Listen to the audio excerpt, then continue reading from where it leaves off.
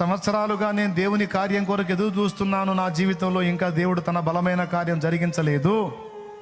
ఇన్నాళ్ళ నా ఆశలు అడియాశలు అయిపోయి రాను రాను రాను రాను నాకు ఇంకా పరిస్థితులు విషమిస్తున్నాయి.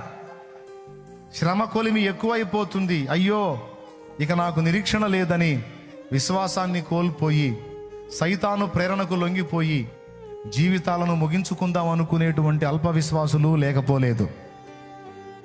దేవుని యందు విశ్వాసం ఉంచి మందిరానికి వచ్చి రక్షణానుభవంలోనికి వచ్చి కూడా పరిస్థితులు మారనప్పుడు, విడుదల కనబడనప్పుడు విరక్తి చెంది సాతాను ప్రేరణకు లొంగి తమ ప్రాణములు తీసుకునేటువంటి బలహీనులు లేకపోలేదు.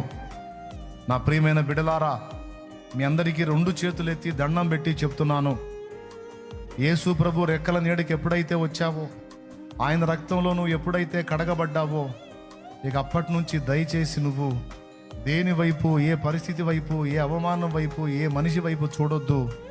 నువ్వు కంప్లీట్గా ఆయన వైపే చూడు.